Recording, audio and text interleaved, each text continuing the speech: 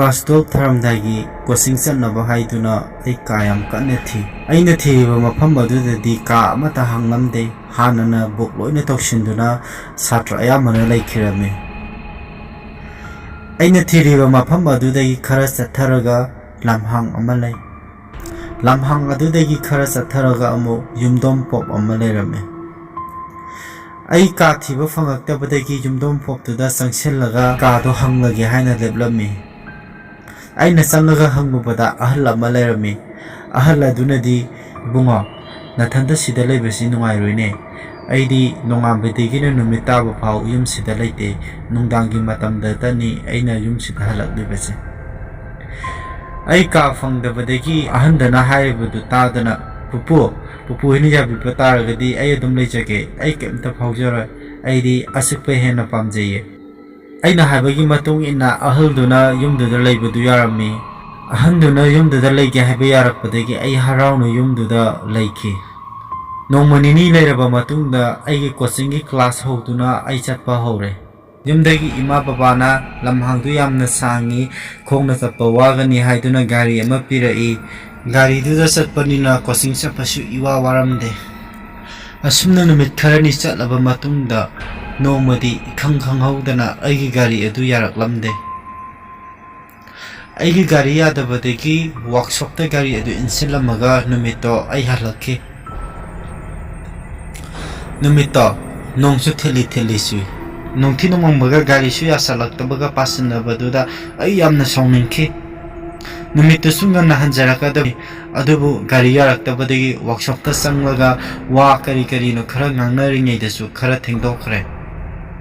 yaragadi numituda gari do sembiyo haibani thengjilakpana maram oraga nongalaga oina semage hairai aisu upai leitabadagi nongalaga gari edu laurage haiduna thamamki gari yaraktabadagi sawninglaga pasinaraga ai phansangmadi lai lamhang yorpa matamdadi isada hainadaba khara paurai ai lamhangdagi akoibituda chana sum yengi ahanbadi kesu khalamde sum lakpada lambi gi mataida horiba uwasing adu nomakpadongna fawrai tanjadudasu nong makup chuba horai aigi tungdasu kanagumba amana inarakpagum isada fawe ai sumki salai aina khale o bunna inaba haibada si oiredana aina laba ohumla katlaga lamdam adubu koliba isormabu khurumje ai kiba sum hinsalai aina chaliba makai kanagumba amatungdi inarakpagum phawi aduga aina chatpa hek lepada inarakpagi sahum adusu chap lekpadongna phawi ai nakanda onthuga mu fatlauna yenge kana su leiramde ai koktegi na ton phawa tu sumkhiba khanghaude ai amu prap chenbu lapoi chale nongdusu khara sum kansilai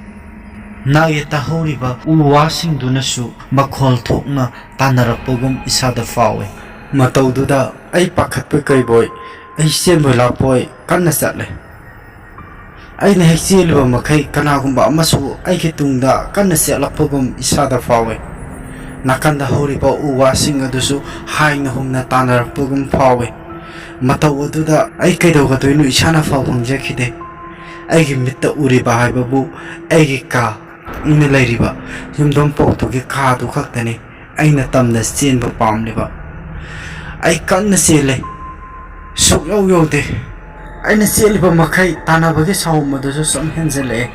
aina phana sauna chelaba tungda aigi yumdom pok batho mitsinu ure kanagumba amashu yumdom pokki gate tuda leptuna leibu ure visual angoba sele ai madu ubada hena ki khalakpagum tawe ai yumdu tana chin gatra natraga maning hansira ai tofang khangde khongsina thangba maikei da chatlage haiduna ai chumna adum changsele adubu yumdu ge getu yobam batamdadi yumbu pupu do oirame ai kiwa khangpa pai pupuna ai ubada nangdi ngasi am thinge ina kaigina aina pupu do onsilaga pupu ai gi gari du yaraktre adudugi workshop ta semamba atuda ngasi sembiyo na haibne ado ngasidi thengi yararoi hayeng oina lauro hai ajudagi ai khongna adum lakpa pupu lambida ke kaino yamna tawe ayam kijeye pupu aswaije hainabra khangdeda kanagumba ma inarapadu tawe pupu na ngaiko la manung da sang wari ne phajana ningthi na sasi joso imung da ne namasu le hobani changwa ai akhuma le hobi habida harawe pupu akhuma la ira pupu na nang uninge na la ine so changwa ai haraw ni imung ta na simjalle akhuma da lamnyai da sofa da pamaga lerame aina ima nang lerame yam phare ai fi hong ukide asi har ai washroom da sange hana dagi cholakpaga isaji inu nungai ta haitun irusulu jatwe iruzablo rega ai bathroom dagi tholaga ai ka da dress ele ai mama gi manak ta mu thole aina sofa ka da mama da famawe na sofa ka da sange yengudadi mama da sofa ka da famamdre aina mu sakhum da keke thongduna leirabra haituna mu sakhum da sange sakhum da suma ma do leramdre aina mu ai ki ka da mu sange yenge adu da so leramdre aina mu pap thoga pupu do leibran amu kowe pupu so mu leramdre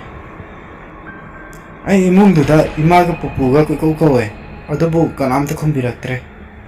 tanja tu da ai ki phone lae ai ki phone da kana gi ring no hani yengwa matam dadi akho baba gi orame ai baba gi ring orama du da ai phone da lo khalaga call receive tawe baba na kapaga ibungo icha bu ji lo bola patare ai pakhatna baba kaidawrage baba kaidawyoge kapi du baba na kaisu tawde asi hariga hi lawge kapthare ai yam singna na baba nasada lo pigano kaidawrage baba na ibungo ipa bu kari hana khumashige icha da madugi bakom piba ngamdaw mandre aina baba kaidawrage ai yam chingnare kaidawrage haro baba ai singna ba sam henkale adubu baba di pakhum piro himya yadana tum kapagale nakanda mi meyam langbagi makhon su tai ai keino tawribudu khonglamde tanjada akhoi thangnabadagi leiba kaka adu mu pare kakana bunga hoji lobula age nang loisalamo ai pakhana kaka kaidobu yauge ai hoji lobula khana isibu khobana kapidu kaidawrage ba ai noji lakpada akhoma su sida lerami ai gi wadu tabada kaka yam pakhana kaino nang haidubo aina mo asimuni ka akhoma do aina lakpada lerami da hoji aina bathroom de tholokpada mu leramdre pupu su leramde kai chu khomno khonde ai thiri ne adoka akhobaga akhoma khana gebra kakana bunga kakawa yongchima nangbu lobulage lermo ko philo shalamo ai kaka hoi baba hoi na hainariba miyam singa kokna lamba fangamde mama soina lakpada lerame baba ga mama ga soidena khanaramgani habise ai ga se pathajabane ai mama amuthi mama haina koi ko kawe adubu mama su khumakte ai gi matawu da baba phone paraga ai munda kapaga hari ibungo namadu thiruranu namado akhumya mu thaduk tu reset karbane tanja da akhumada sakhumlum degi ai gi ka sangkhiboi roina ima baba na phone tore baba na mu ibungo nangno uribado aseng manate ne namagi thawai ni ne namadi taibang pana chibu thadok tu de chatkre ai baba gi wahi du tabada isa pumba tu sungkhiba khanghaudana aina pairam phone adu lemai da taki ai gi ka da prap jinsin tu ni yengi adubu ai gi ka da kana suleramde matau tu da ai swai lawe isa pumba tu sungkhiba khangaude milu pirang ihona na ai ima haina kolga pena kauthi imana nasabu udabada leingamda duna la ibrahima ai bukari oiro haino aina di manang la eda kaya da rau juba kai di manang na thorisibo